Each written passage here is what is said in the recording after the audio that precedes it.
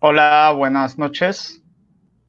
Em, Buenas noches a todos los hermanos que nos están viendo el día de hoy y a los que pues van a presenciar luego este debate, este diálogo que vamos a tener el día de hoy en el canal de Salvador Barragán.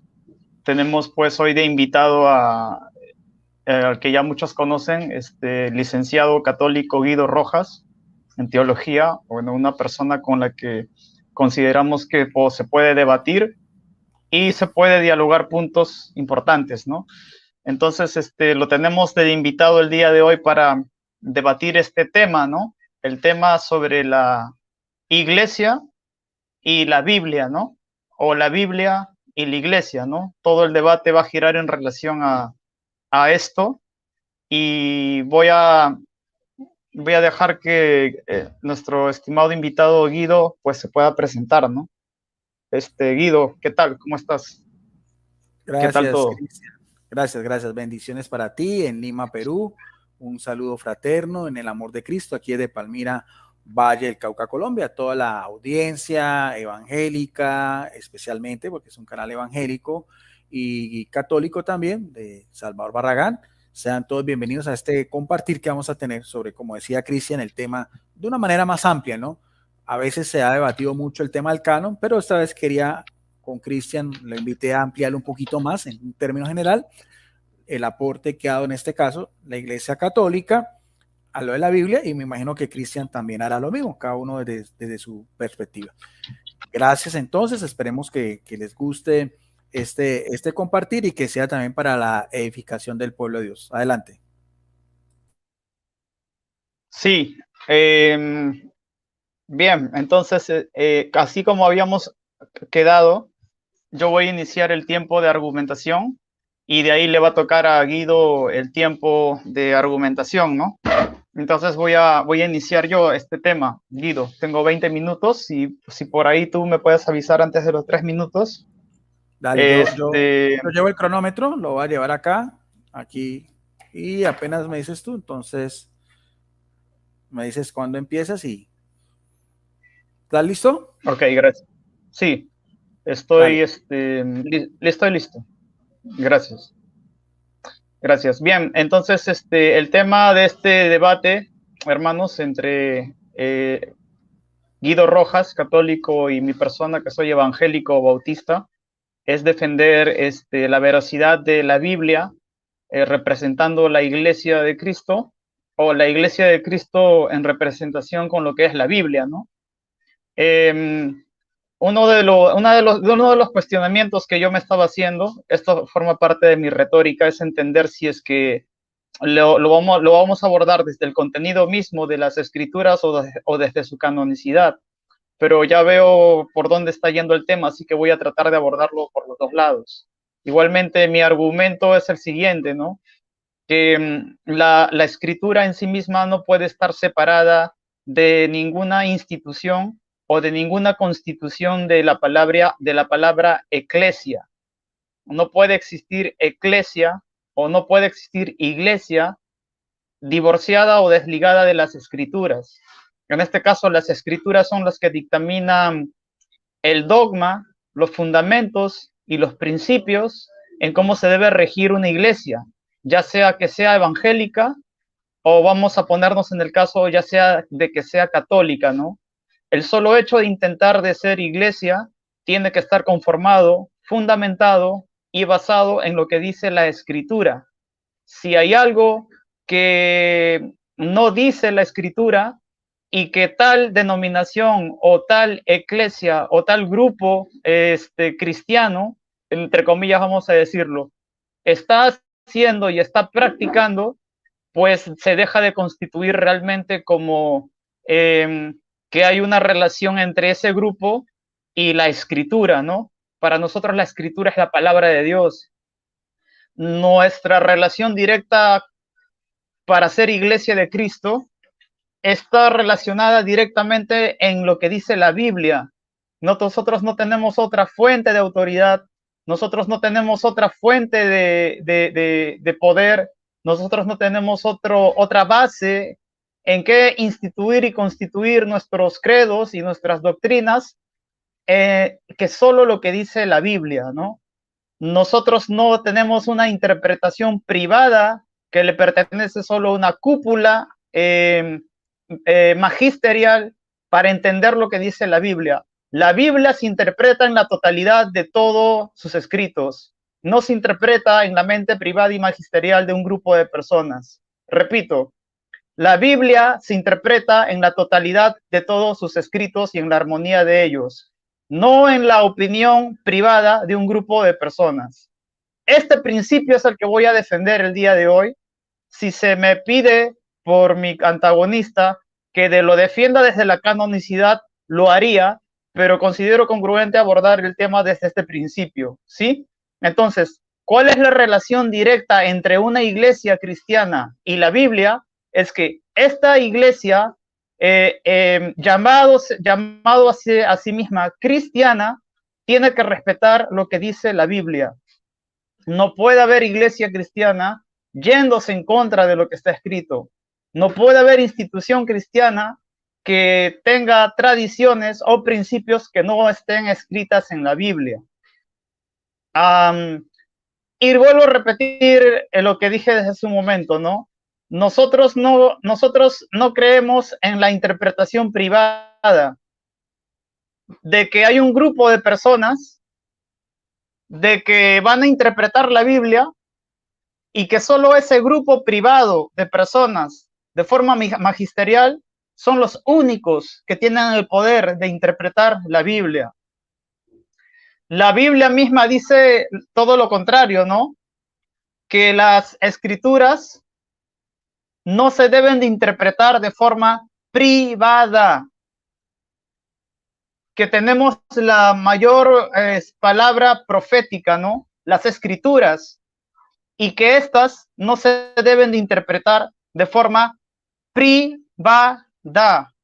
Pero cuando un grupo de personas que pertenece a una élite mayor y magisterial tratan solamente de ellos de interpretarlo de forma privada, están ya yéndose en contra de lo que la Biblia está sugiriendo no hacer precisamente.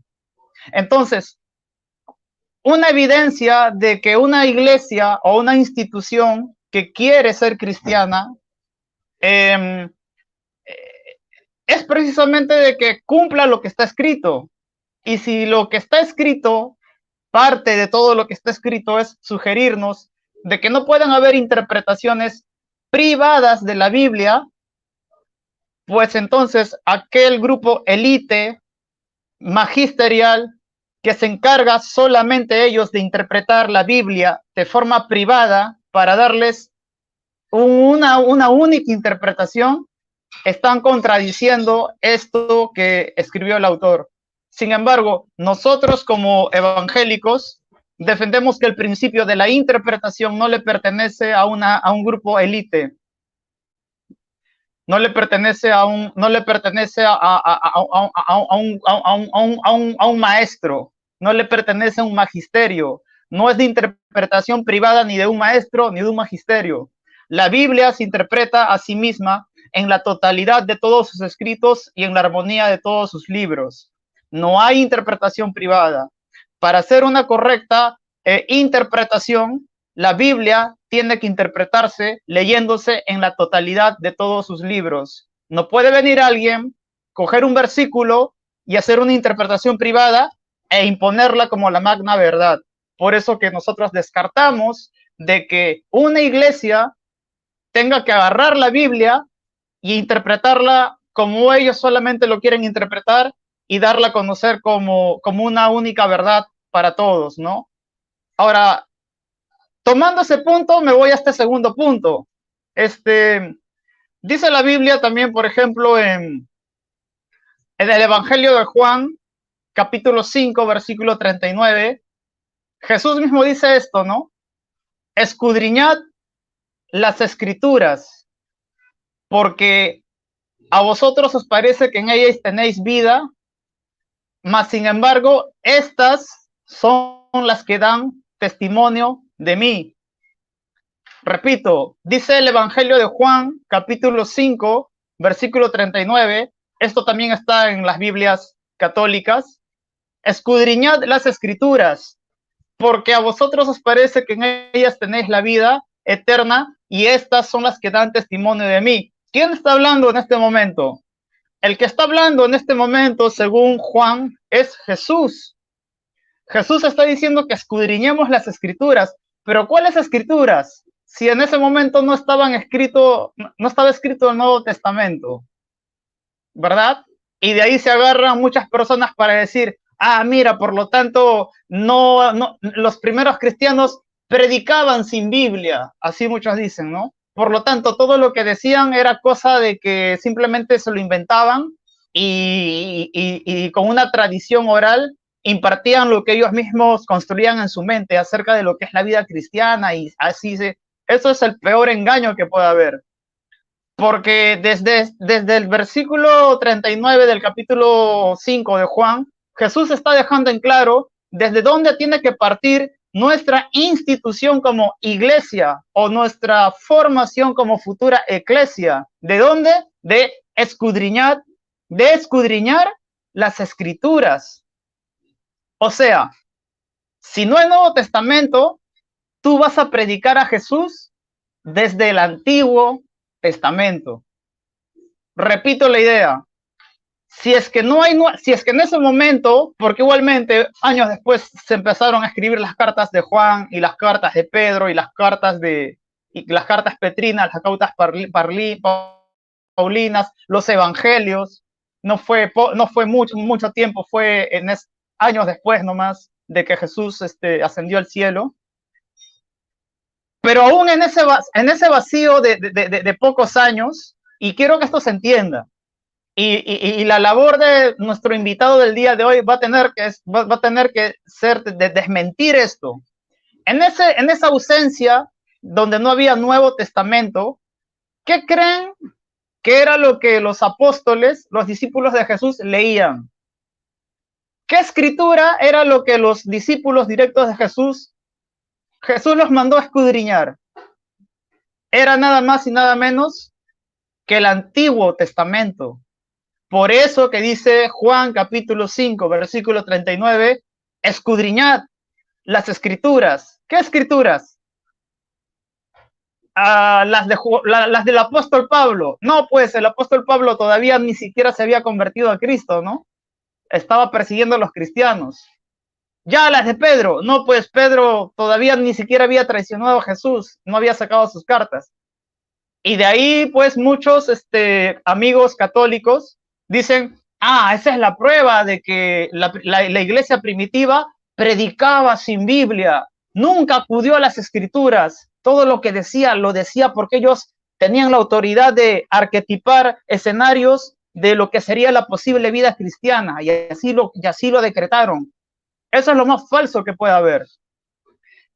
Lo único que escudriñaban, lo único que leían y lo único desde la fuente desde donde ellos predicaban era desde el Antiguo Testamento. Y esta no es una opinión gratuita mía. Esto la misma Biblia lo declara. ¿Quieren leerlo? Acompáñame a leerlo. Vámonos a lo que es Lucas, capítulo 24, y vamos hasta el versículo 13, ¿no? En adelante, lo voy a leer. Y aquí voy a probar cómo es que evangelizaban los discípulos de Jesús sin que todavía el Nuevo Testamento esté instaurado. Voy a probar cómo predicaban los apóstoles y los discípulos de Cristo sin que todavía el Nuevo Testamento, aunque era en corto tiempo que ya se iba a establecer, todavía esté en manos y en poder de la iglesia, ¿no? Ellos seguían predicando desde la Escritura. Nunca dejaron de predicar desde la Escritura. Siempre predicaron desde la Escritura. Así que es un mito y es una mentira y es una falacia eso de que la tradición apostólica está por encima de la Escritura. Jamás la ha reemplazado y jamás estuvo por encima, porque los apóstoles incluso desde la Escritura predicaban a Jesús para constituir incluso el Nuevo Testamento. Vamos a leerlo. Versículo 13 del capítulo 24 de Lucas. Dice así, voy a tratar de leerlo rápido porque el punto fuerte está al último momento. Y he aquí, dos de ellos iban el mismo día a una aldea llamada Emaús, dos de los discípulos de Cristo, que estaba 60 estadios de Jerusalén, e iban hablando entre sí todas aquellas cosas que habían acontecido después de la muerte de Jesús. Sucedió que mientras hablaban y discutían entre sí, Jesús mismo se acercó y caminaba con ellos, mas los ojos de ellos estaban velados para que no lo conociesen, y les dijo, ¿qué pláticas son estas que tenéis entre vosotros mientras caminabais? ¿Y por qué estáis tristes? Respondiendo uno de ellos, que se llamaba Cleofas, le dijo, ¿eres tú el único forastero en Jerusalén que no ha sabido las cosas que han acontecido estos días? Entonces él les dijo, ¿qué cosas? Y ellos le dijeron, de Jesús, Nazareno, que fue varón profeta, poderoso en obra y en palabra, delante de Dios y de todo el pueblo, y cómo le entregaron los principales sacerdotes y nuestros gobernantes a sentencia de muerte, y le crucificaron, pero nosotros esperábamos que él era el que había de redimir Israel. Y ahora, además de todo esto, hoy es el tercer día que esto ha acontecido, aunque también nos han asombrado unas mujeres de nosotros, las que antes del día fueron al sepulcro, y como no hallaron su cuerpo, vinieron diciendo que también habían visto ángeles quienes dijeron que él vive. Y fueron algunos de los nuestros al sepulcro y hallaron así como las mujeres lo habían dicho, pero a él no lo vieron, refiriéndose a Jesús, ¿no? Acá viene la parte más hermosa de este extracto de la Biblia, que evidencia, refleja e historiza cómo se predicaba a Jesús. 25, versículo 25.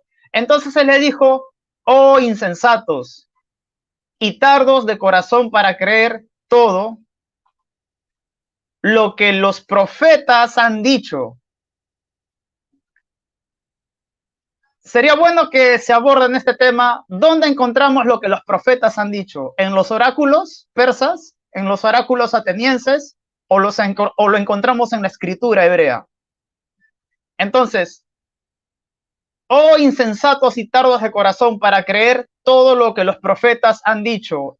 Acá ya está relacionando directamente lo que la escritura dice y testifica de Jesús, y lo asevera más en el 26 cuando dice, no era necesario que el Cristo padeciera estas cosas y entrara en su gloria, y les explica, y comenzando desde Moisés y siguiendo por todos los profetas, les declaraba en todas las escrituras, esta parte la tengo que repetir, y comenzando desde Moisés y siguiendo por todos los profetas, les declaraba en todas las escrituras lo que de él decían. ¿De quién? De Jesús. Así, estimado Guido, los primeros discípulos de Cristo, el mismo Señor Jesucristo como el maestro por excelencia, predicaban el mensaje del evangelio.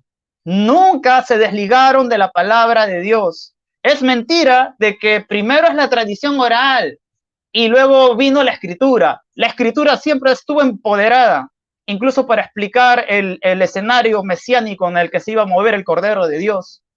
La escritura siempre fue el principio por donde Jesús evidenciaba su ministerio, su llegada y la necesidad de un Salvador que Israel estaba esperando.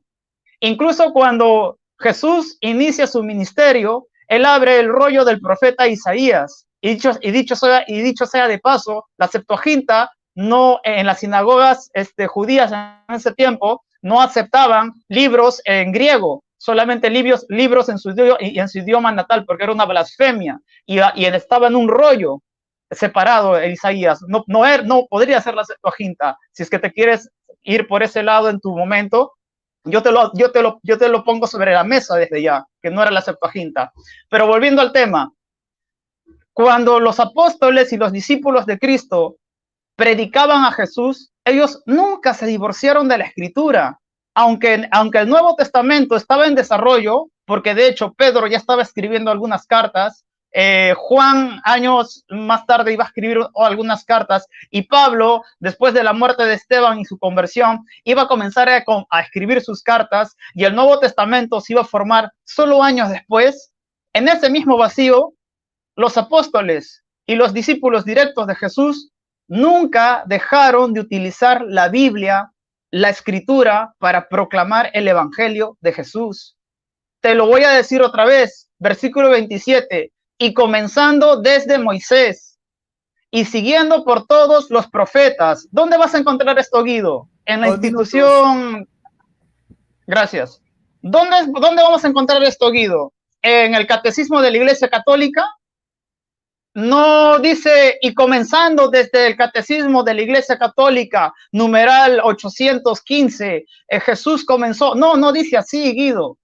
No dice acá no dice, y comenzando desde una tradición oral, comenzaron a explicar el Evangelio. No dice así. ¿Sabes lo que dice acá? Que, y comenzando desde Moisés, Escritura, y siguiendo por todos los profetas, Escritura, y les declaraba en todas las Escrituras lo que de él decían. Así predicaban los primeros cristianos a Cristo, el Evangelio, siempre con la Escritura, y nunca desligados ni divorciados de ella. Por eso la iglesia siempre tenía la Escritura como su fundamento y su base para todo lo que iban a hacer. Termino así mi primer momento. Gracias. Te queda, falta un minuto. ¿Lo dejas ahí? Sí. ¿Lo dejas Gracias. ahí? Sí, está bien. Gracias.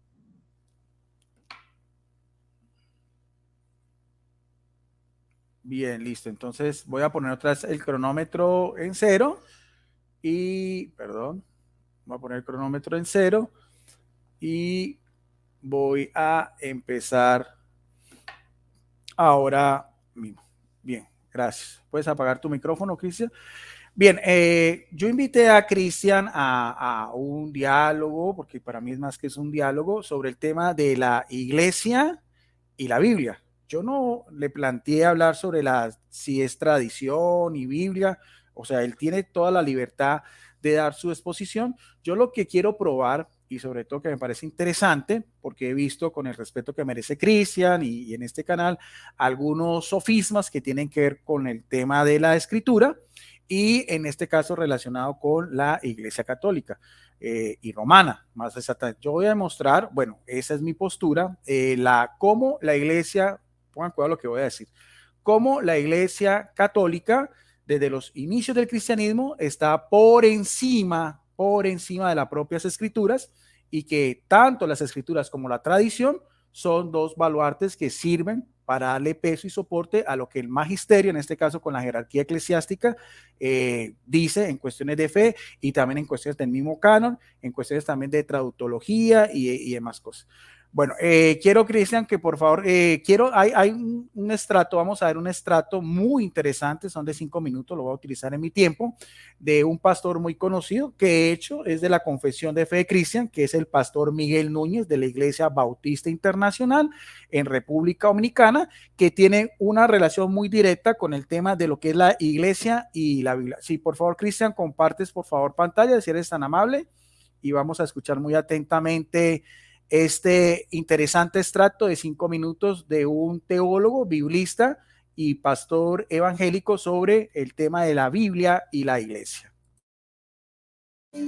¿Cómo y cuándo fueron seleccionados y organizados los libros de la Biblia? Bueno, tendríamos que hablar no de un evento, sino de una serie de eventos y separar incluso el canon del Antiguo Testamento del canon del Nuevo Testamento. Para cuando Cristo hace su aparición en la escena, ya el canon del Antiguo Testamento estaba establecido por completo. Los 39 libros de la Biblia eran conocidos, aceptados por la comunidad hebrea, y no hubo un evento en particular, como un retiro, un concilio, que dijo, bueno, estos son los libros. No. En la medida en que el tiempo fue pasando y la comunidad hebrea fue recibiendo los libros, y fue recibiendo los libros mientras los autores de ese tiempo aún vivían muchas veces, esa misma comunidad fue dando testimonio de quiénes eran sus autores. De manera que eso se fue formando sobre un periodo de tiempo. Moisés escribió los primeros 5 libros de la Biblia, es el testimonio interno de la misma revelación de Dios. Y Moisés escribió unos 1450, 1500 años antes de que Cristo viniera al mundo, de manera que tú puedes ver que Moisés escribió una parte, pero luego otros autores fueron escribiendo a lo largo del camino.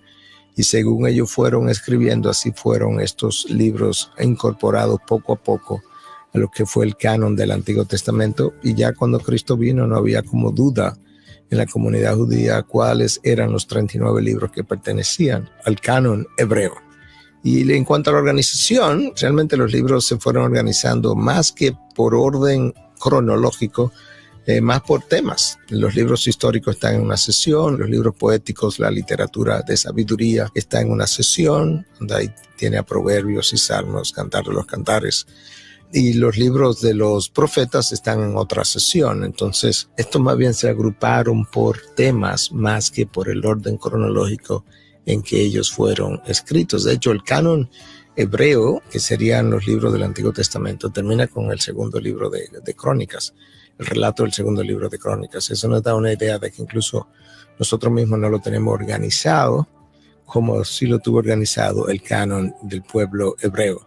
La Sextuaginta, que es la traducción al griego del Antiguo Testamento, esa traducción que ocurrió quizá unos 250 años más o menos antes de Cristo, es en esta traducción que se organizan temáticamente como nosotros lo tenemos hoy. El Nuevo Testamento ocurre un tanto diferente, pero igual, el Nuevo Testamento tampoco hubo un evento, un retiro, un concilio que un día dijo, ok, vamos a revisar todos los libros y a determinar de una vez y para siempre cuáles son. No. Lo que sí ocurrió fue que en el año 397 se reunió, hubo un concilio en la ciudad de Cartago, y ahí entonces ese concilio lo que hizo no fue revisar, leer todos los libros, determinar cuáles iban y cuáles no iban a ser parte de la Biblia, sino que revisaron el testimonio de la iglesia de los últimos 300 años, porque el concilio se llevó en el 397, para ver en diferentes momentos de la historia de la iglesia, los padres de la iglesia, los fundadores de la iglesia, a cuáles libros le fueron dando su aval, su endoso, su aprobación. Entonces, habiendo revisado el testimonio de esos 300 años de historia, ellos concluyeron, mira, para esta época ya fulano había aprobado este número de libros, había reconocido que estos libros formaban parte del canon porque conocían a su autor. Y luego, un poco más adelante, este otro libro también, y luego revisaron cartas que los padres de la iglesia se enviaron entre sí. Nosotros sabemos incluso que si perdiéramos el Nuevo Testamento entero por completo, nosotros podemos reconstruir el 95% del Nuevo Testamento a partir de las citas que los padres de la iglesia, los fundadores de la iglesia, se citaron y se enviaron en cartas unos a otros. El 95% es reconstruible, lo cual también nos dice que ya esta gente estaba reconociendo estos libros como canónicos para usar sus citas y enviárselas de uno al otro. Y es así. Entonces, en el año 397, el Concilio de Cartago no es que revisa los libros, es que revisa el testimonio de 300 años de historia y concluye, de acuerdo a la opinión de todos estos fundadores o padres de la iglesia, esta es la lista final con la que nos quedamos. Y entonces se aprueban finalmente estos libros y ahí queda sellado el canon de la iglesia, tanto el Antiguo Testamento, que ya había sido aprobado, como el Nuevo Testamento. Es como una oficialización de lo que ya la iglesia primitiva conocía. Listo, Cristian, gracias. A ver si podemos otra vez ampliar la pantalla, si eres tan amable. Creo que escuchamos muy bien. Es el testimonio de un pastor, de un biblista bautista, que reconoce la autoridad de la iglesia que fundó Jesucristo hasta del siglo IV. Estamos hablando 1200 años, casi 1300 años antes de que apareciera la misma iglesia bautista, donde él habla también de estos padres de la iglesia que eran jerarcas de una iglesia ya constituida como tal, con jerarquía, y habla de ese concilio de Cartago, que curiosamente en ese concilio se definió el canon que actualmente tiene la Iglesia Católica, que son 46 libros en el Antiguo Testamento y 27 libros en el Nuevo Testamento. O sea que si hay una autoridad de una iglesia, como él mismo lo decía, porque nuestros padres de la iglesia, de hecho mismo, mira qué interesante lo que dice este pastor, dice, aún si se perdiera, Si se perdiera la Biblia, como decía tanto en referencia a Cristian, o sea, la palabra de Dios, aún por la iglesia y por los padres también, por los jerarcas de aquel entonces, podríamos reconstituir la misma. O sea, ¿quién tiene más autoridad según lo que nos está dando este erudito protestante? La iglesia está por encima. La iglesia está por encima, aún si se perdieran todos, que de hecho hoy en día no existen sino copias de copias de copias de los originales. Entonces, por lo tanto, es muy importante esto que nos dice y nos da también algo interesante, la asistencia al Espíritu Santo. O sea, el Espíritu Santo siempre ha actuado, porque la iglesia que funda Jesucristo es columna y baluarte la verdad, como dice en 1 Timoteo 3, 15 y 16, el mismo Jesucristo dijo, ni siquiera el poder de la muerte podrá vencer. O sea, si hay una iglesia cristiana primitiva que tenía autoridad, que también dijo esto sí, esto no, de también de todos otros libros apócrifos, de todos estos evangelios apócrifos, evangelios gnósticos, que conocemos como son el evangelio de Judas, el evangelio de Tomás, los de Nahamani y muchas otras de estas corrientes heréticas que fueron también condenadas también por estos hombres de fe, como fue uno que le gusta mucho a Cristian, que es Irineo de Lyon y otros. Ahora vamos a seguir leyendo porque a mí me gusta todo eso. Si ustedes ven, yo cito eruditos evangélicos, no estoy citando, en este caso un bautista, ¿no? De la misma comunidad de Cristian, que ahí tiene ya un peso enorme, y que me diga a ver si en ese concilio de Cartago no definieron 46 libros del Antiguo Testamento o fueron 39. En ese concilio, como él lo está diciendo, que por eso sí lo omiten, eso sí no les conviene, eso sí lo omiten, tratan de maquillar las cosas simplemente para darle más veracidad, que porque ya en la Reforma Protestante protestaron contra la iglesia primitiva, entonces dijeron que no eran 46 sino 39 libros. Bien. Pero vamos a hablar de la autoridad de los primeros obispos de Roma. Vamos a mirar a ver si tenían o no un soporte, lo que tiene que ver también con todo lo que es la Biblia. Dice paternidad histórica sobre el libro de los Hebreos, fechado hacia el año 64 y 68. Primero va la referencia, después voy a decir de quién se trata. Dice, muchos nombres se han sugerido como el autor de este libro anónimo, ¿no? Porque no tiene en el inicio quién lo escribe, y dan como posibles autores Pablo, Bernabé, Apolo, Silas, Aquila, Priscila, todos aparecen en el Nuevo Testamento, pero también dice, y Clemente de Roma. ¿Quién? Clemente. ¿Quién fue Clemente de Roma? Clemente de Roma fue un obispo de Roma, sucesor del apóstol Pedro y el apóstol Pablo, porque ambos fueron martirizados en Roma, ¿ve? Del cual viene la Iglesia Católica Romana, o sea que ya hay obispos de la Iglesia Católica Romana, desde Clemente hasta Francisco. Tendría que mostrarme, Cristian, si esos mismos obispos no vienen en esa misma sucesión o en qué momento dejaron de actuar, porque de hecho los sepulcros de estos dos grandes apóstoles están en dos basílicas católicas, no están en basílicas protestantes ni presbiterianas ni metodista, la una está en la Basílica de San Pedro en el Vaticano y la otra en la Basílica de San Pablo Extramuros. Hay semejanza y diferencia respecto a la teología y estilo de Pablo, pero Pablo apeló con frecuencia a su autoría apostólica en su carta, mientras que el escritor de Hebreos apeló a otros que había sido testigo de vista del ministerio de Jesús. 2.3. Lo más seguro es decir, como dice Orígenes, otro padre de la iglesia del siglo III, que solo Dios sabe quién escribió Hebreos. O sea, ¿quién puede haber escrito Hebreos según este autor? Y este autor no es un católico, sino que este autor es nada más que Charles Carl Raleigh, ¿ve? PhD, es un autor de una Biblia evangélica, ¿no?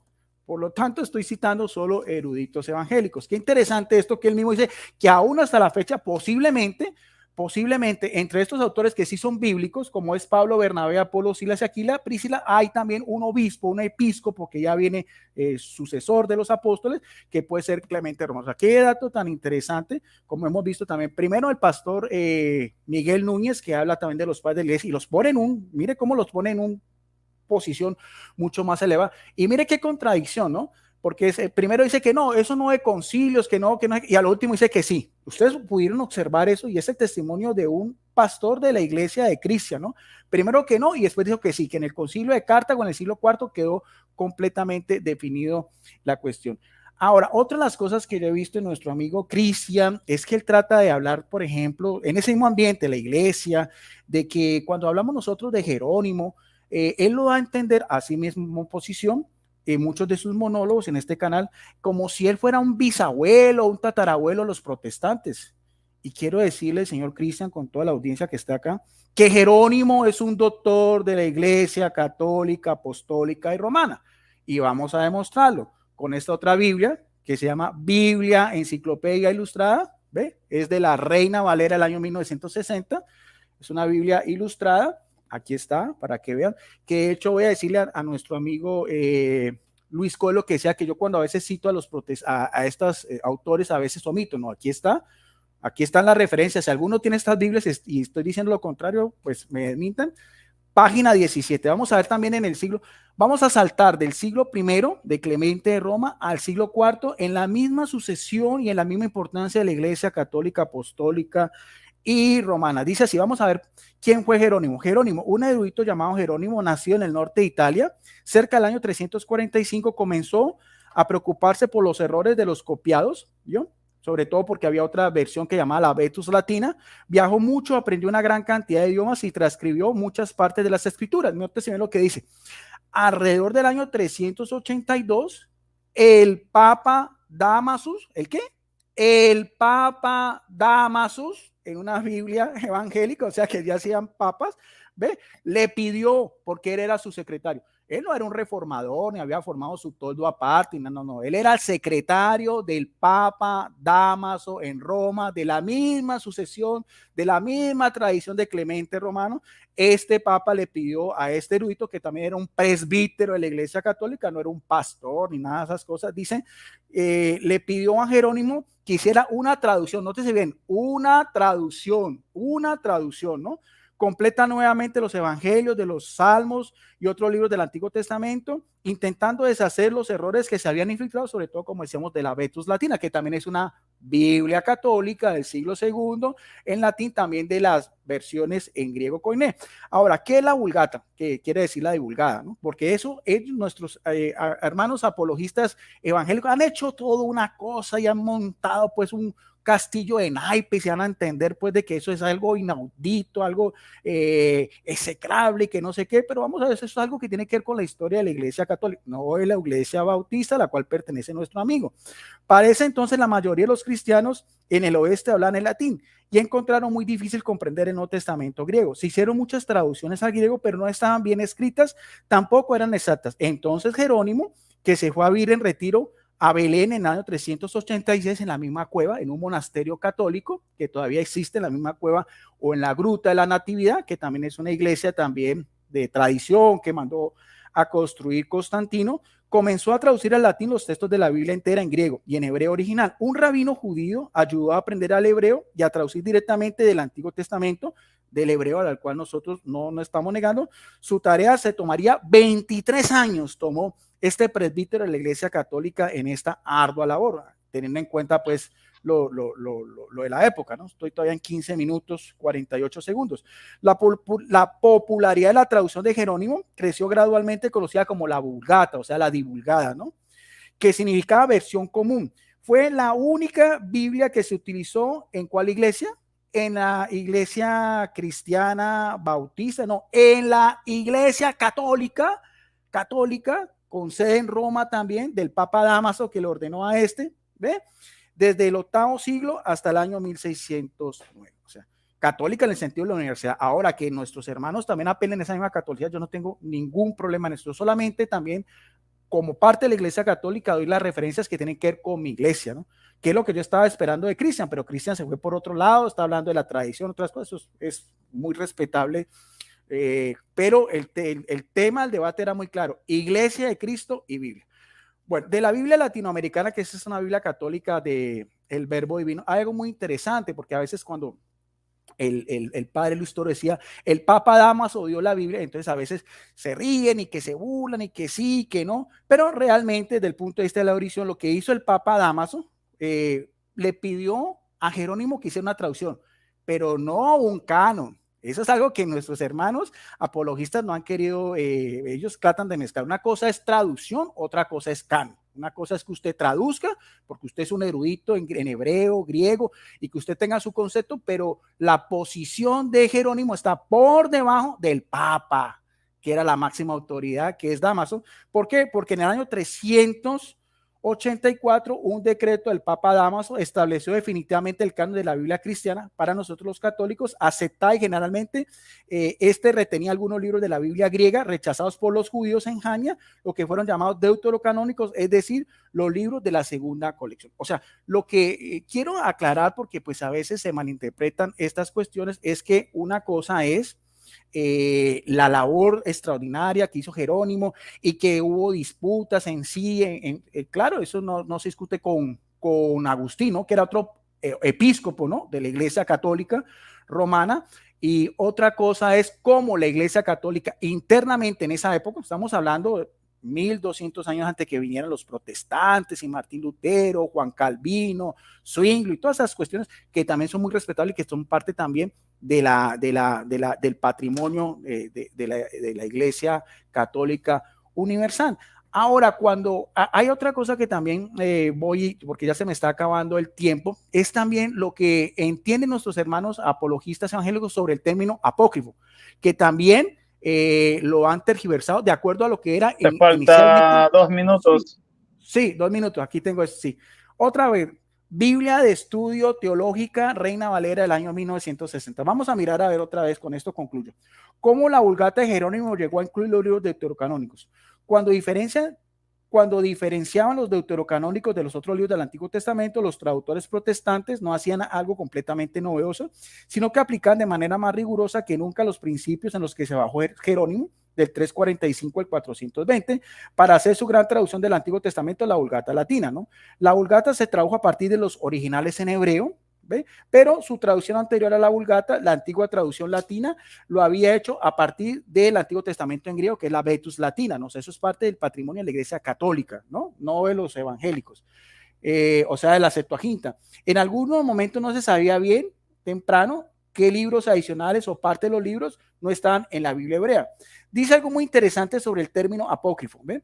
El motivo por el cual Jerónimo eligió el nombre no se advierte con facilidad cuando él empezó a hablar de los libros apócrifos. Es probable que lo haya tomado de Orígenes, que en un siglo y medio antes había afirmado que los judíos usaban un determinado lista para referirse a los libros no canónicos estimados. Y Jerónimo, un estudioso del judaísmo más destacado entre los padres de la iglesia, por eso resultaría natural que ellos usaran el término en el sentido que lo usaban los judíos, apócrifo, ¿ve? Pero vamos a ver qué significaba apócrifo en ese contexto, que viene del griego apócrifa, que quiere decir lo que ha sido oculto. Aunque lo aplicaron a los textos judíos no canónicos, que los cristianos más estiman, los judíos nunca destruían los libros religiosos respetados, pero que eran apropiados, los ocultaban y dejaban que fueran perdido su valor natural. Por lo tanto, oculto, o sea, apócrifo, en ese contexto histórico, con eso termino, llegó a significar muy estimados, aunque no canónico. Con eso termino. Muy estimados, pero no canónicos. Ese es el sentido histórico. Gracias. Tiempo. Bueno, vamos entonces. Te pasaste un minutito, pero está bien. Bueno, igual, tú también, sí, para redondear la idea, ¿no? Se puede redondear la idea, no pasa nada, tenemos todavía tiempo. Voy a empezar mi tiempo de refutación.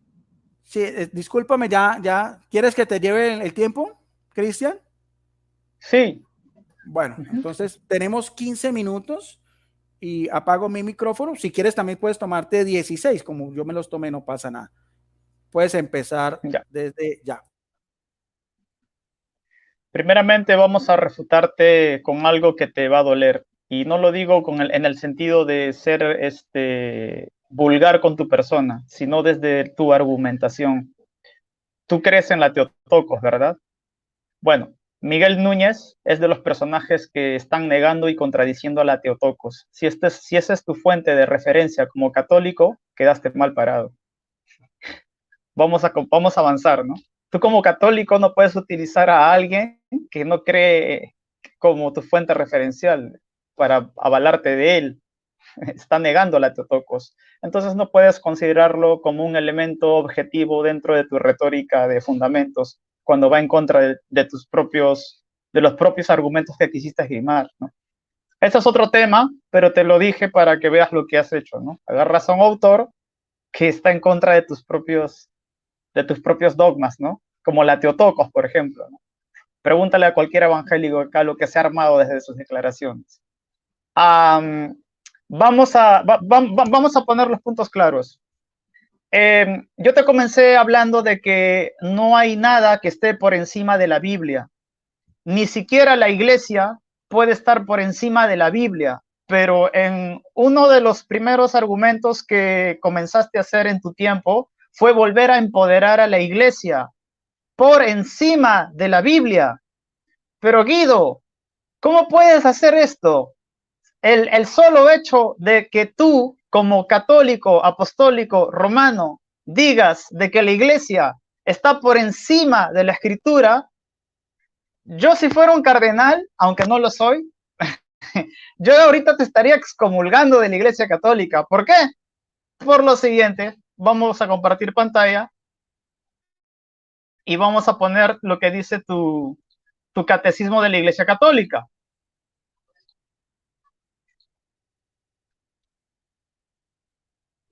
No, esta parte no era. Era la otra parte. Este es. Yo si fuera católico, Guido, ya te hubiera excomulgado, y lo digo con bastante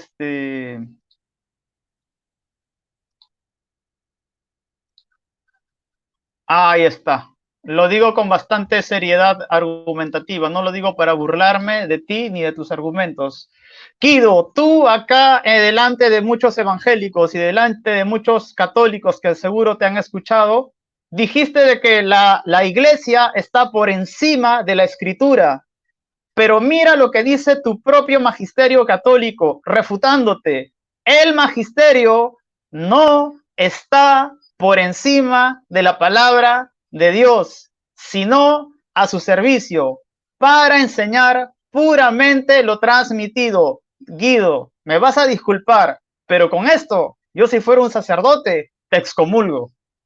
Porque tú dijiste, y no lo estoy haciendo con el afán de aminorarte para nada, sino que quiero ubicarte en la objetividad de los argumentos que estás utilizando en este debate con mi persona. Tú no me puedes venir a decir que como católico, apostólico, romano, crees de que la iglesia está por encima de la palabra de Dios, cuando tu propio magisterio católico, por lo menos tuvo un punto de lucidez en esta parte, dice de que el magisterio no está por encima de la palabra de Dios, sino a su servicio. Guido, no sé cómo vas a hacer para salir de esta, pero con tus propias afirmaciones, al decir de que la iglesia está por encima de la palabra, en un tema con tu iglesia te has metido que no sé si deberías arreglar o no sé si deberías aclarar en tu próximo. De repente podrías decir, ¿no? Cuando te toque, mira, Cristian, me equivoqué, tienes razón, la iglesia está al mismo nivel que la palabra. Eso se vería un poquito más congruente de tu parte. Pero tú mismo estás refutando tu magisterio y tu propio magisterio te está refutando a ti. Cuando dijiste de que la iglesia está por encima de la palabra de Dios, y todos te oímos, pues te estoy sacando tu propio magisterio para enseñarte que tu magisterio te está refutando diciendo que el magisterio no está por encima de la palabra de Dios. Catecismo de la Iglesia Católica, numeral 86. Yo no creo en esto. Yo no necesito creer en esto para decirte de que toda escritura es inspirada por Dios, útil para instruir, redarguir en justicia, discernir los pensamientos del corazón, y entra como una espada que traspasa tu corazón. Yo no necesito tu catecismo para decirte que mi carta magna es la palabra de Dios que proviene del Espíritu Santo, pero con tus propios documentos católicos te estoy corrigiendo, ya que te atreviste a decir de que la iglesia está por encima de la palabra. Ni siquiera tu iglesia católica llega a decir tal afirmación, ¿no? Eso, para aclarar, era necesario aclararlo. Era necesario poder ponerte en el orden litúrgico de lo que tú como católico deberías respetar acerca de tus propios credos. ¿Sí? Entonces, vamos a lo de Jerónimo.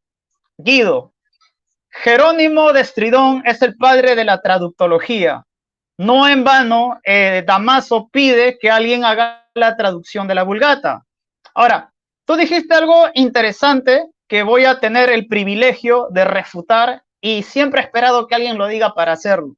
de que para Jerónimo la palabra apócrifo no significaba lo que nosotros los evangélicos entendemos. Nosotros los evangélicos, por ejemplo, cuando llamamos un libro apócrifo, ¿sabes por qué lo llamamos, Guido? Avísame cuánto tiempo me queda, por favor, Guido, para poder acelerar las evidencias que quisiera mostrar. Cuando nosotros los evangélicos llamamos... Me quedan 10. Gracias. 10 minutos. 10 minutos.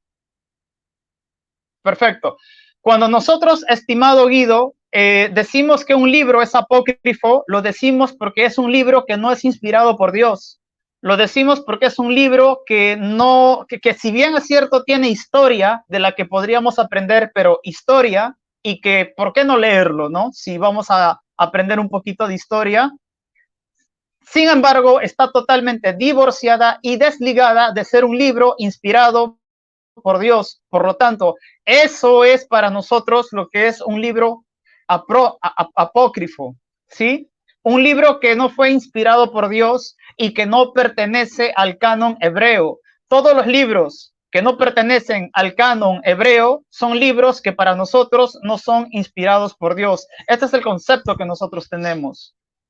No es el concepto que tú presentaste y que dijiste que era el concepto de Jerónimo de Estridón. En este momento también has cometido no lo voy a decir así, lo voy a decir de una forma que no suene atacante, ¿sí?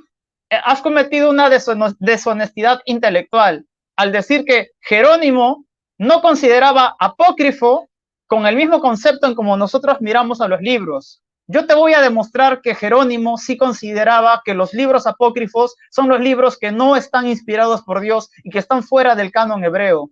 Te lo voy a demostrar con la siguiente diapositiva, que justamente la tengo. ¿Dónde te tengo? Acá te tengo. Vamos a ver lo que dice Jerónimo, estimado Guido, acerca del concepto de la palabra apócrifo, ¿sí? Perfecto. Primero comencemos desde el primer prólogo, ¿sí? En el prólogo que hace... Tú sabes que cuando Jerónimo hace la traducción de la Vulgata en el siglo IV, él hace prólogos para cada libro, ¿verdad? Y ahora nos vamos a dirigir pues al prólogo del libro de Salomón, de la Vulgata latina, ¿sí? Esta es la página. La estoy poniendo en pantalla como para que tengas una evidencia de que nosotros no estamos hablando como si la luna fuera de queso. Y en el prólogo al libro de Salomón, él escribe lo siguiente, y te cito lo que dice Jerónimo. También se incluye el libro del modelo de la virtud, Jesús, hijo de Sirac, que es Siracides, y otra obra falsamente atribuida que se titula Sabiduría de Salomón. ¿Cómo está falsificando estos libros? El primero de estos, Jesús, hijo de Sirac, que es Siracides, también lo he encontrado en hebreo, titulado no eclesiástico, como entre los latinos, sino parábolas, a las que se unieron Eclesiastés y Cantar de los Cantares como si fueran de igual valor la semejanza, no solo del número de los libros de Salomón, pero también del tipo de sujeto. El segundo, Sabiduría de Salomón, nunca fue entre los hebreos, cuyo estilo apesta en elocuencia griega, todavía lo insulta. Y ninguno de los antiguos escribas afirma que de Filón del judío. Por tanto, así como la iglesia lee los libros de Judith, Tobías y los Macabeos, pero no los recibe entre las escrituras canónicas, así también se pueden leer estos libros para fortalecimiento del pueblo, pero no para confirmar dogmas eclesiásticos. Jerónimo de Estridón, hablando de los libros deuterocanónicos, dicen que apestan, dicen que no pertenecen al canon hebreo, que se pueden leer para confirmar la historia, pero nunca para confirmar los dogmas de la iglesia. ¿En dónde lo dice? En su prólogo al libro de Salomón, cuando desarrolló la Vulgata latina. Te estoy probando cómo para Jerónimo estos libros no eran inspirados, no pertenecían al canon hebreo. Vamos con otra evidencia más.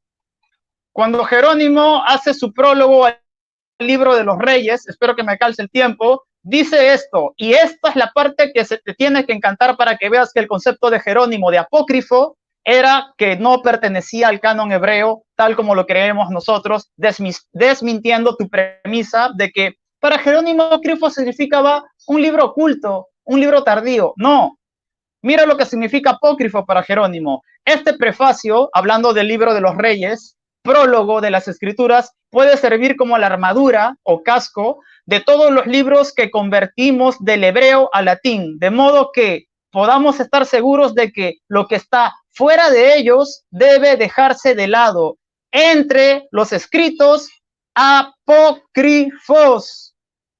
Por tanto, la sabiduría de Salomón, el libro de Eclesiástico, Judith, Tobías, el pastor de Hermas, no se hallan dentro del canon. El primero de Macabeo se encuentra en hebreo y el segundo en griego. Por eso se puede probar el mismo estilo y frase. Jerónimo de Estridón, en el siglo IV, en el prólogo al libro de la Vulgata, del libro de los Reyes, diciendo que son apócrifos porque no pertenecen al canon hebreo. ¿Dónde queda entonces ahora Guido desde la historia de la conformación del canon y de las mismas palabras que Jerónimo, que cito yo solo porque tú lo citaste, si no, no tuviera el por qué yo citar esto, pero ya que tú lo citaste, yo te estoy poniendo en contexto que Jerónimo, cuando llamó apócrifos a los deuterocanónicos, lo hizo porque quería probar tres objetivos: que no pertenecían al canon hebreo, no podían ser leídas como libros inspirados por Dios y que eran apócrifos. Por esa misma razón, Jerónimo dice de que estos libros son apócrifos. ¿Por qué? Por lo que te acabo de demostrar con evidencia, porque no pertenecían al canon hebreo y porque no eran inspirados. Solo eran libros de lectura, y encima dice que apestan. ¿Apestan a qué? A estilo griego. Jerónimo de Estridón, en su prólogo al libro de los Reyes y en su prólogo al libro de los Salmos, que dicho sea de paso, dejó dentro de la Biblia Vulgata latina cuando la tradujo. Les molestó mucho lo que hizo Jerónimo de Estridón, pero ahí lo dejó. Yo estoy aseverando afirmaciones que tú solamente traes a la mesa, y sobre la mesa estoy ordenando los argumentos, porque has cometido deshonestidad intelectual al decir que para Jerónimo la palabra apócrifo no significa un libro no inspirado, sino un libro oculto. Y acá te estoy demostrando que para Jerónimo incluso esos libros apestan, no son inspirados, no son divinos, están fuera del canon hebreo, y se pronuncia de esas maneras sobre los libros deuterocanónicos. No sé cuánto tiempo me queda, Guido. ¿Me podrías indicar, por favor? Disculpa, tal vez me pasé. No, dale. Todavía te faltan 2 minutos para darte 16. Dale, estás en 14. Tómate 2 más. Va, perfecto. Entonces, Guido, te he probado cómo primero te opusiste a tu propio magisterio católico que dice que la Biblia no puede estar por debajo, ni la iglesia puede estar por encima de la palabra de Dios, sino subordinada a ella. Tú dijiste, la iglesia está por encima de la palabra de Dios. Primera mentira que puedo refutarte desde la Biblia, pero fue más vergonzoso que lo ha, y no lo digo porque quiero avergonzarte, sino lo digo en el sentido argumentativo. Fue más peligroso, digámoslo así, fue más comprometedor, es la palabra más educada que se debe emplear, fue más comprometedor que lo haga sacándote tu propio magisterio. Y segundo error, Guido, que citas a Jerónimo de Estridón diciendo que para él la comprensión de apócrifo no era que no eran libros inspirados, sino que solamente eran libros tardíos, libros que todavía no se han dado a conocer. Mentira. Te acabo de probar que para Jerónimo de Estridón la utilización de la palabra apócrifo significaba libros fuera del canon, que no son inspirados, libros que apestan y libros que son apócrifos por esas mismas razones. Te lo he probado. Por lo tanto, creo que con esos dos argumentos bastan para que tus premisas que has empleado queden desmentidas. Y te lo digo con el respeto que mereces y con el propósito de poder tallar claridad en este diálogo que hemos empezado. Gracias. Bien, gracias. Sí, casi se te fueron ya los 16 minutos, uno más de los que yo había tomado. También te voy a pedir, porque es que se concentra uno también. En mis 15 minutos, cuando Cuando me falten 2 minutos, me avisas y cuando sea ya mi tiempo de 15, me dices tiempo y listo. Nada, no voy a tomarme más porque sería un irrespeto también para ti. O sea, para que por favor Disculpa, Guido, para poder tomarte bien el tiempo, ya hicimos 20, 20 y 15, 15, ¿no? No, ¿Qué no tomamos quedaría ahora? mis 15. Va mis 15. Falta el tuyo, sí, falta el tuyo. Tienes razón. Sí, disculpa. Ahora ahora te controlo, ahí te controlo. Y después vamos con las preguntas. Te estoy diciendo que cuando vaya en 13 minutos me dice, te faltan 2. Y cuando ya te termine el tiempo, vale. me dices, no te preocupes. Yo te digo cuando te faltan ya, 2. sí, Está bien. Para no alargar más, es lo Listo. que habíamos acordado. Yo te digo. Listo, dime cuándo empiezo. Puedes empezar ahora. Bien, listo. Bueno, vamos entonces a refutar también con el mismo respeto y de educación de Cristian lo que nos ha hecho. Bueno, en primer lugar, vieron que Cristian, con el respeto que también se merece, se desvió el tema, ¿no? Yo tomé un erudito de un extracto de una declaración, yo no la mutilé ni nada, del doctor Miguel Núñez, que es pastor biblista de la Iglesia Bautista Internacional, ¿no? Ya lo de Teotocos, eso a mí no me interesa, ese no es el tema de la Teotocos, a mí me tiene sin cuidado lo que él piense de la Teotocos, no, pero sí quedó claro que él mismo decía que la iglesia primitiva, y trató de desviar el tema, y después dijo, sí, en el concilio de Cartago se definió eso, ese concilio no fue de la iglesia católica, en ese concilio de Cartago no se definió el canon que actualmente tiene la iglesia católica o la iglesia bautista. Ahí se lo dejo para que Cristian me conteste si es que yo estoy en el error. Entonces, por ese lado, le quería decir con su propio erudito que es bautista. Ahora, lo del magisterio, Cristian no está entendiendo. Yo dije, la iglesia está por encima. Claro que sí. ¿Y sabe por qué te lo digo? Porque fue la iglesia la que definió el canon. La propia Biblia no definió su canon. La iglesia definió el canon. Porque ninguno de los 27 libros del Nuevo Testamento dice que son 27 libros. Bueno, eso ya se ha discutido.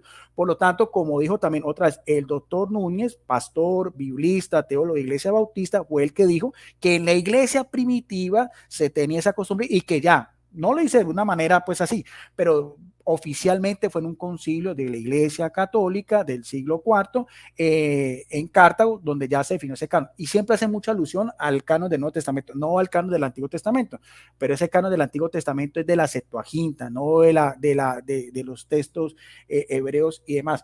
Ahora, le voy a decir lo de Jerónimo antes de entrar. Mira, Jerónimo es un presbítero de la Iglesia Católica, es doctor de la Iglesia Católica, no es un bautista, él nunca renunció a la Iglesia Católica y su opinión, vuelvo a repetir, fue una opinión personal, pero por encima de Jerónimo, para que tú lo entiendas, está el Papa.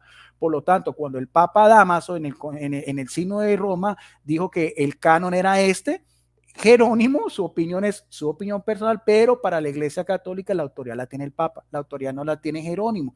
Quiero decirte, por lo tanto, todo lo que tú haces alusión y que Jerónimo dijo, pues son opiniones personales, pero no es la posición de la Iglesia, porque él nunca se ligó a la Iglesia, al menos que me demuestres eso.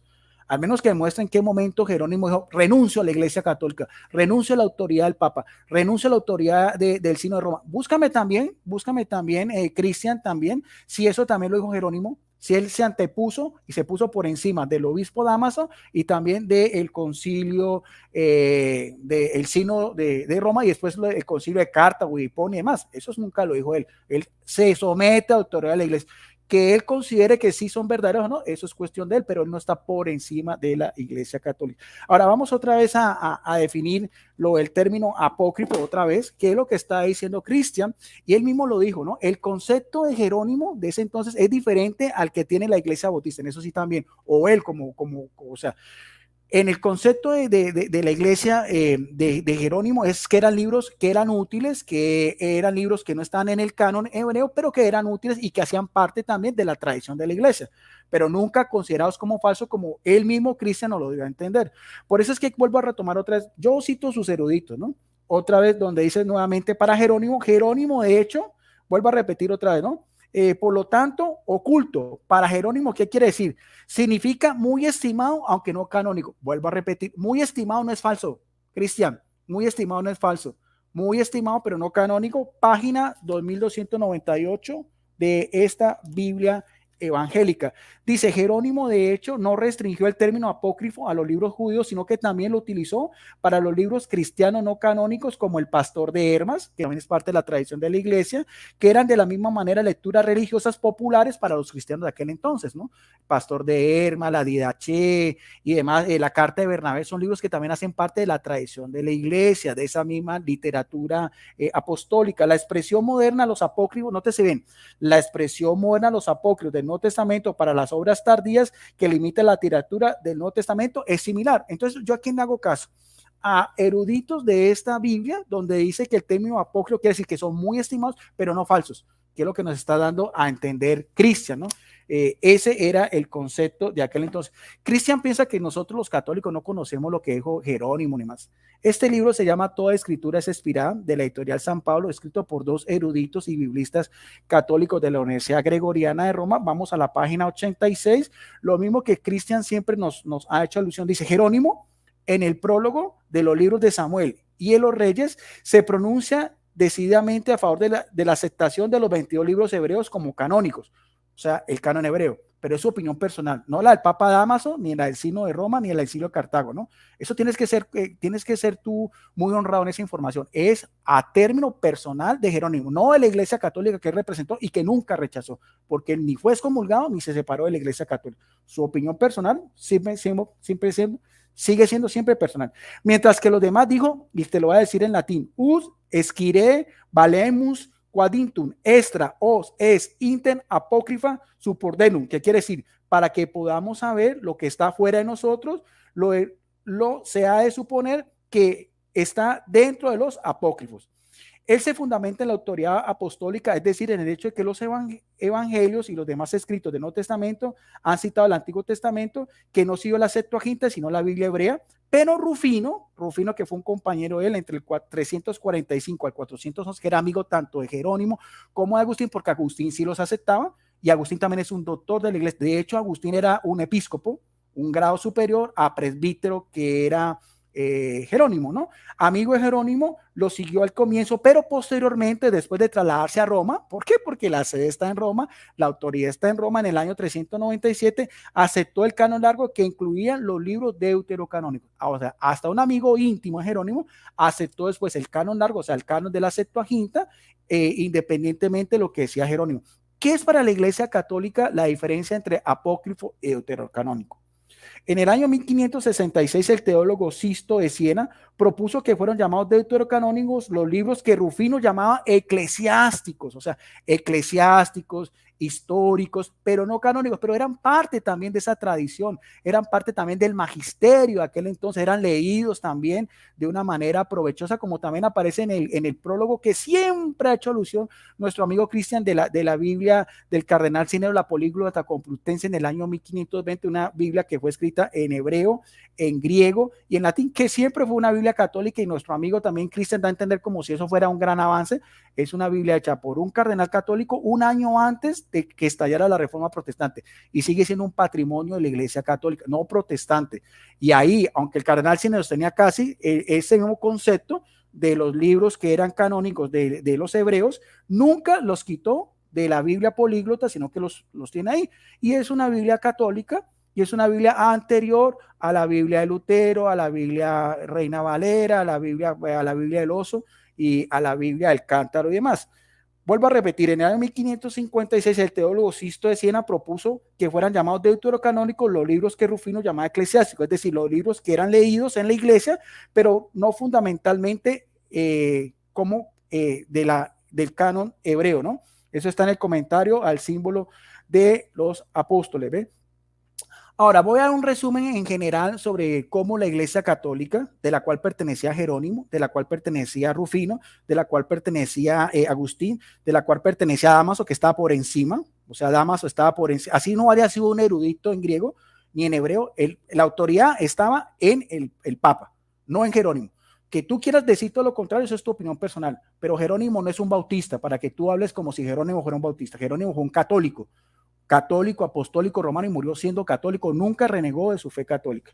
La Iglesia Católica ha definido autorizadamente el canon de la Sagrada Escritura en diferentes momentos, ¿no? En el Concilio de Trento, concretamente en el decreto de la sesión cuarta del 8 de abril de 1546, aunque la lista de los libros canónicos ya había sido fijado en un tiempo de San Agustín, en los concilios también de Hipona, un concilio católico del 393, en el de Cartago 397 y 419, que hacía mención el doctor Núñez. O sea, ¿quién tiene más autoridad? ¿El concilio de Cartago o Jerónimo? El concilio de Cartago, evidentemente, en el contexto pues de lo que era la iglesia primitiva.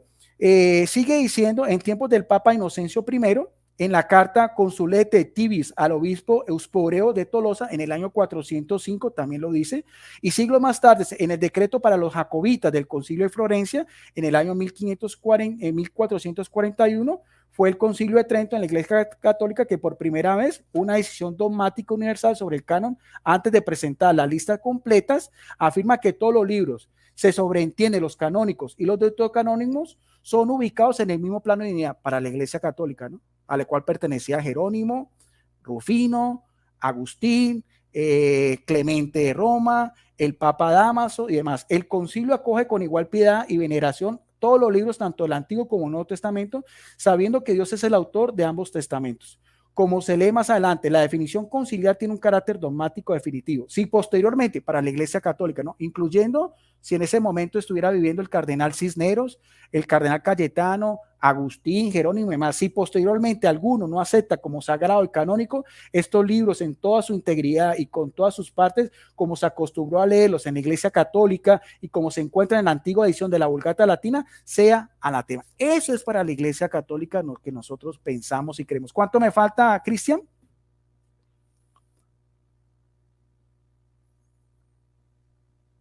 Creo que cumpliste los 15 minutos, me parece. Dale. Disculpa, son 10, te faltan 4 minutos, disculpa, si no estoy llevando mal el control.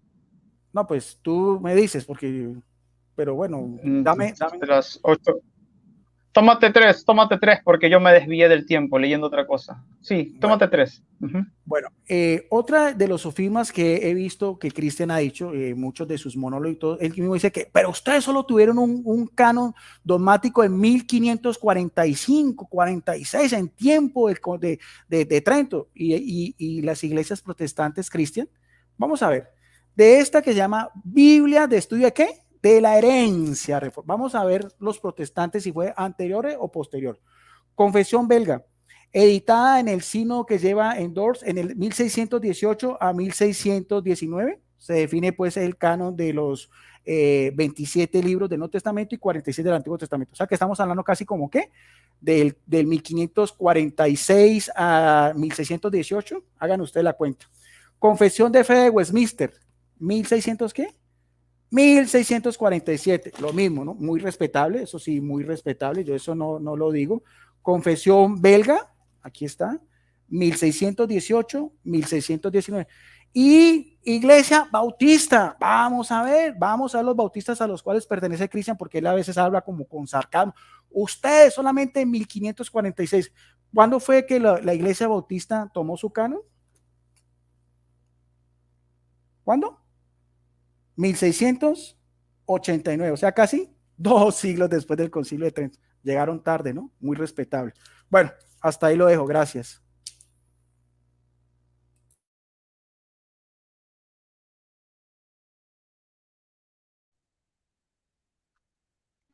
Perfecto. Entonces, Guido, pasamos al tiempo de las preguntas, ¿correcto? Una pregunta, 1 minuto para formularla, 3 de respuesta y si quieres 2 de contrarrefutación y terminamos. Empiezas. Quedamos en que iban a hacer 2 preguntas. No, una, dijimos una y una. Solo quieres una pregunta. Sí, una pregunta es más que suficiente. Hay mucha tela que cortar aquí, Guido, pero bueno, sí, vamos con una pregunta. Bueno, ese siempre, tú acuérdate que mis formatos son ya, es el mismo formato que siempre hemos tenido, dándote gusto a ti. Los otros 2 debates que hemos tenido siempre ha sido así. Está bien. A mí me gusta la conclusión, pero hemos tenido una pregunta. Una pregunta, dale. Vale, vamos con una pregunta entonces. Sí. Guido, estimado Guido, sabiendo tú qué es la pentarquía, ¿correcto? Sabiendo tú qué es la pentarquía, el patriarca de Alejandría Atanasio, ¿cuál era su lista de canon del Antiguo Testamento para el siglo IV? Ilústranos, por favor. Listo. Tengo 3 minutos. ¿Me los cuentas tú, por favor, para que... Sí. Dale, empiezo. Listo, bueno, lo mismo, Cristian, la opinión de Jerónimo, la opinión de Atanasio, son opiniones que en ese momento eran discutidas. Unos padres de la iglesia aceptaban el canon palestinense, otros padres de la iglesia aceptaban el canon alejandrí de la Septuaginta. De hecho, Jerónimo fue uno de los grandes defensores y esa fue la autoridad que se tomó tanto en el concilio, en los sínodos de Roma, en el sínodo de Hipona y en el sínodo de Cartago. O sea que los sínodos y el Papa tienen más autoridad para ese entonces que un simple presbítero o un patriarca, porque es un consenso más universal. Atanasio de Alejandría en su carta pascual 39, 3.4 distingue entre los 22 libros que corresponden a las 22 letras del alfabeto hebreo. Lo mismo de Jerónimo, no hay ningún problema. Y los libros no canónicos, o sea, los otros libros que supuestamente se conocieron después como deuterocanónicos, pero que son recomendados por los padres para que sean leídos por quienes desean ser instruidos en la santidad. O sea, la misma connotación también de Rufino, que decían que eran eclesiásticos, y la misma connotación que veíamos también de la Biblia, teológica, ¿no? La sabiduría de Salomón, la sabiduría de Siracide, de Esther, Judith, Tobías, además de la Didache, o doctrina de los 12 apóstoles y el pastor de Hermas, aunque distingue entre canónicos y no canónicos. El interés de Atanasio consistía en mostrar las dos listas, es decir, la de los judíos y la de los cristianos. Sin embargo, como te digo, ese consenso no era general. ¿Por qué? Porque los antiguos catálogos de los libros del Antiguo Testamento, elaborados por los más antiguos autores cristianos, parece que también se limitan a la mayoría de las veces a los libros escritos en hebreos. Sin embargo, Melitón de Sardes, hacia el año 170, se limita a los libros hebreos, pero omite Esther. Orígenes de Alejandría, en su Exalapa, también un gran erudito también bíblico, enumera 22 libros hebreos, omitiendo quizás los profetas menores, pero añade quienes Primera y Segunda de Macabeos, que eran deuterocanónicos. Con todo, ambos autores siguen el orden griego de los libros ubicados en los libros sapienciales, inmediatamente después de los libros históricos, y poniendo los profetas al final. Y eso sí que es interesante, porque la forma como están hoy en día distribuidas las Biblias, tanto católicas como evangélicas, son de acuerdo a la Septuaginta, como lo dice la Biblia de Estudio Mundo Hispano, que es una Biblia evangélica de confesión bautista, donde dice, bien, la Septuaginta permitió que la fe del Antiguo Testamento se pueda conocer fuera del ámbito hebreo y fue compañera de la iglesia en los primeros siglos y su labor misionera. Dice, lo más importante del estudio de la Septuaginta es el uso que se le dio entre los primeros creyentes y la herencia que nos ha sido dejada. ¿Tengo tiempo o me acabé? 10 segundos. Bueno, sí. No, lo que quería decir es que dice también la Biblia Mundo Hispano que también la forma como están distribuidos los libros del Antiguo Testamento es de acuerdo a la Septuaginta. Inclusive el término Pentateuco, Génesis, Éxodo, Número, Deuteronomio y Levítico son griegos, no hebreos. Gracias. Tienes entonces 2 minutos, Cristian. Te puedes tomar 2 o 3 minutos si quieres para refutar y si quieres Voy a tomarme 3 minutos para refutar la respuesta que has dado. Yo te los... Gracias. Dale. Atanasio de Alejandría fue uno de los principales defensores de que la tradición no está por encima de la escritura, por lo tanto ni siquiera la iglesia, ni los templos, ni quienes la conforman. Esto lo voy a explicar si es que me quedan unos cuantos minutos. Mi pregunta para ti, Guido, fue objetiva. Reconociendo y sabiendo tú qué es la pentarquía, ¿cuál era el canon del patriarca de Alejandría? Voy a explicarte qué es la pentarquía. La pentarquía es que cada patriarca está a cargo de una institución, ya sea en Alejandría, ya sea en Roma, ya sea en Jerusalén, y que ninguno está por encima del otro. Pentarquía. Por si no lo conocías, te presento este concepto nuevo. Por lo tanto, no podemos decir de que Roma subordinó a Atanasio de Alejandría al canon que Roma proponía. Atanasio de Alejandría, como patriarca de Alejandría, él también propuso su canon.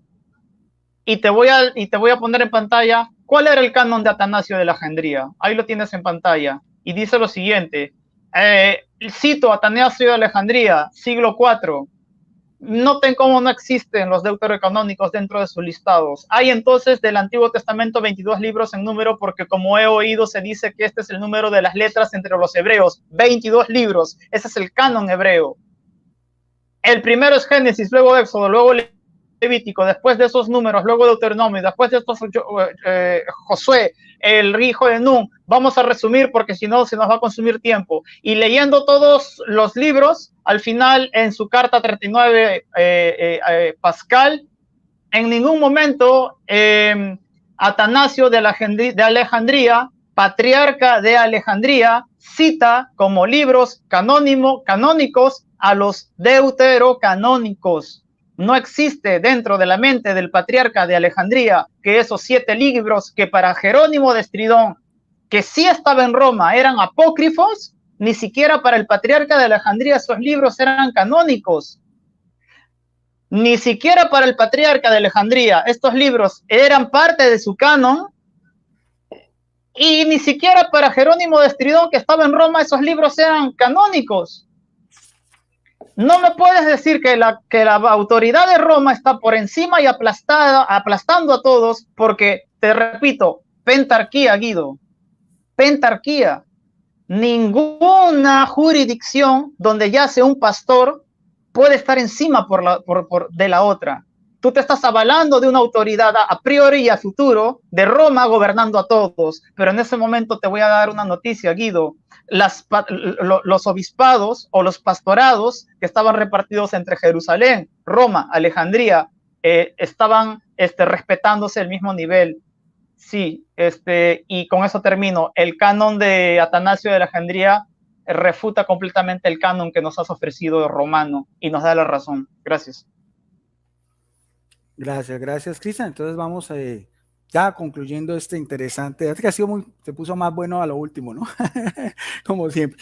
Bueno, voy a hacerle la pregunta a Cristian. Cristian, yo te he escuchado la otra, de hecho, inclusive en un debate que tuviste con la apologista católica Betty Valenzuela, que ella te preguntaba que si Jerónimo, ya sabiendo pues la erudición y que todo lo que sabemos de Jerónimo, con toda la Vulgata y todas estas cuestiones, ella te preguntaba si tú consideras que Jerónimo era un católico romano. Tú decías que sí, pero no como los de hoy en día. Das a entender de que era un católico sí, pero no como los católicos romanos de hoy en día. Quiero que justifiques tu respuesta, me digas si eso es una opinión personal o si tienes algún erudito protestante que te respalde, así como nos mostraste ahorita también en pantalla fuentes. Adelante, tienes 3 minutos.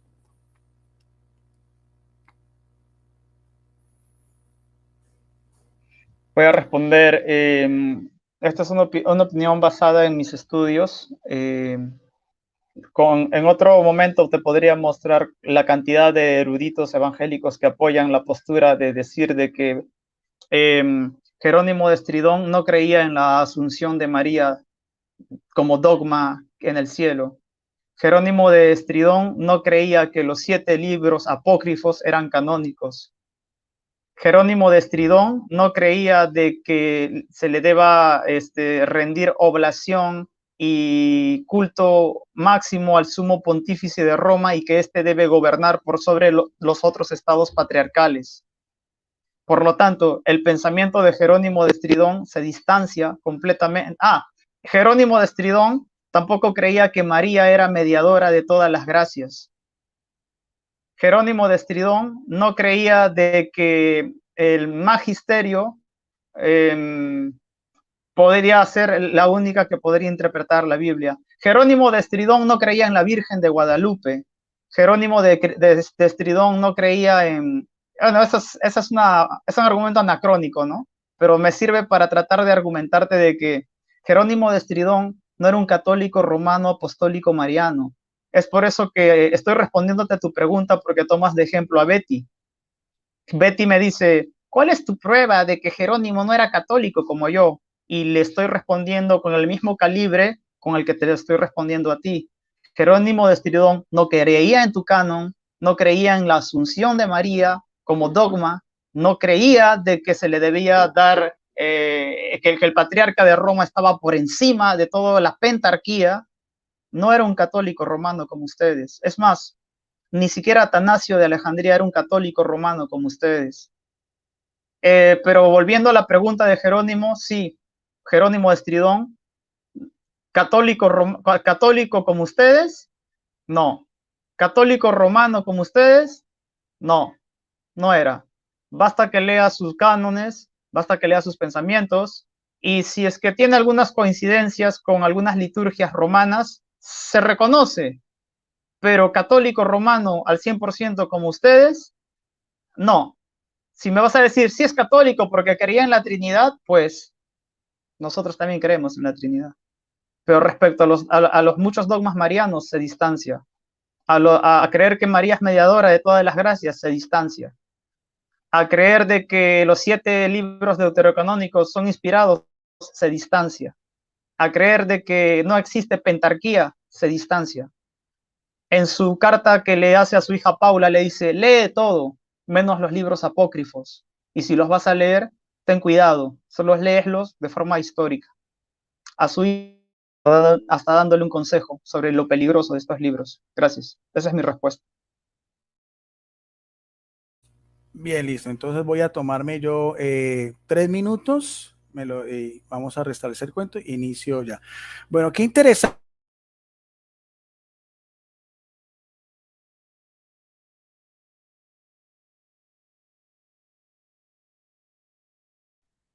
Guido, estás con el micrófono apagado. Disculpa.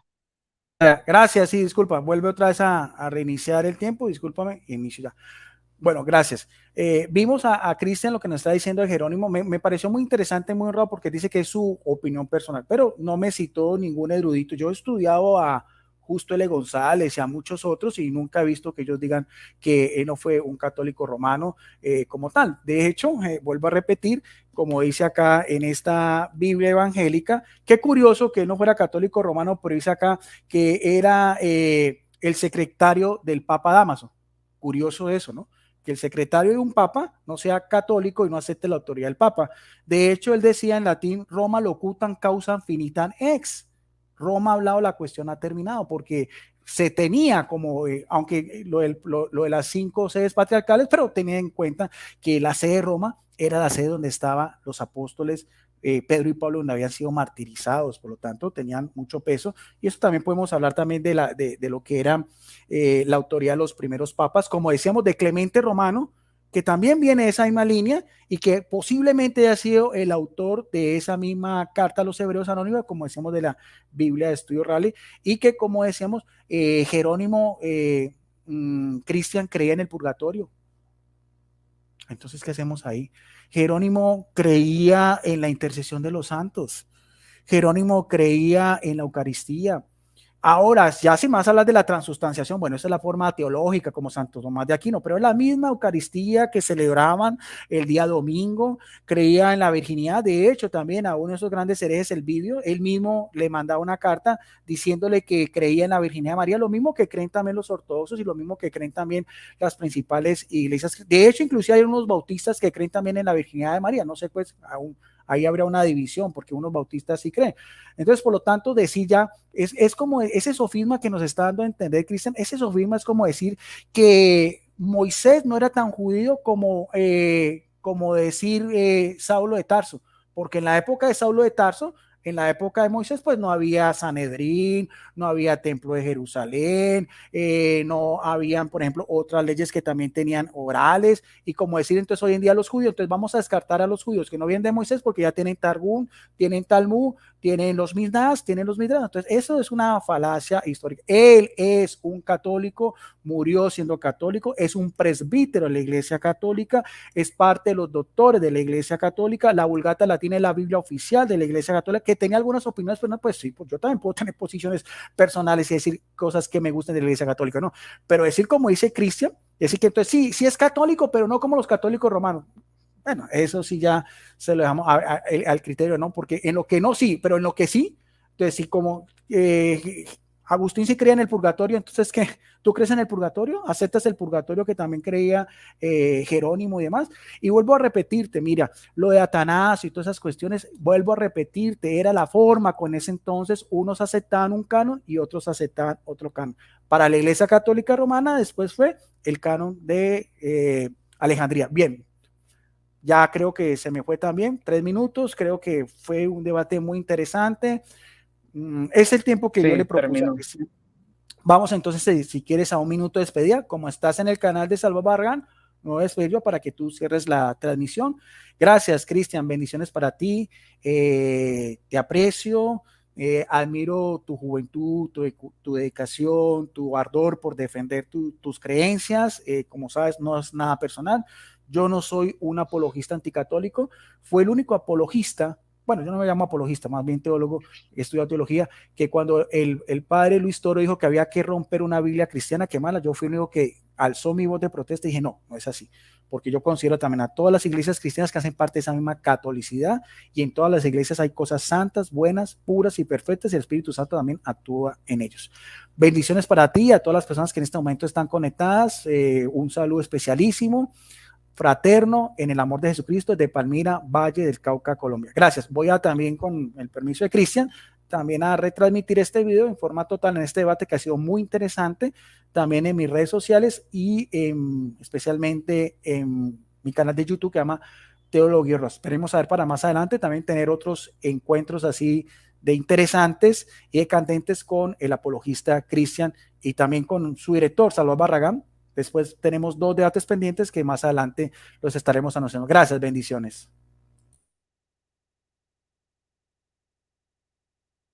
Sí, igualmente, Guido, gracias por tu presencia acá en el canal para dialogar este tema. Sinceramente, pensé que íbamos a abordarlo desde el contenido mismo del fundamento de la palabra, ¿no? Pero lo proyectamos para el tema del canon y igual me pareció interesante. La gente ha oído los argumentos y que ellos mismos saquen sus propias conclusiones, ¿no? El propósito siempre es poder iluminar, edificar a lo más bíblico, lo más histórico y que la gente se pueda fundamentar bien.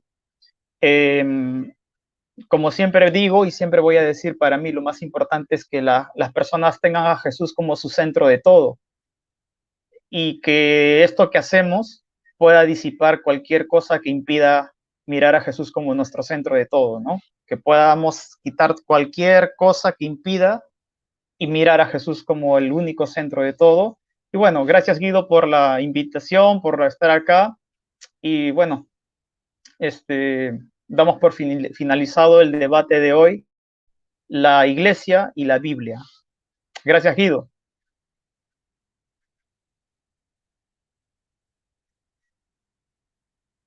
Terminamos.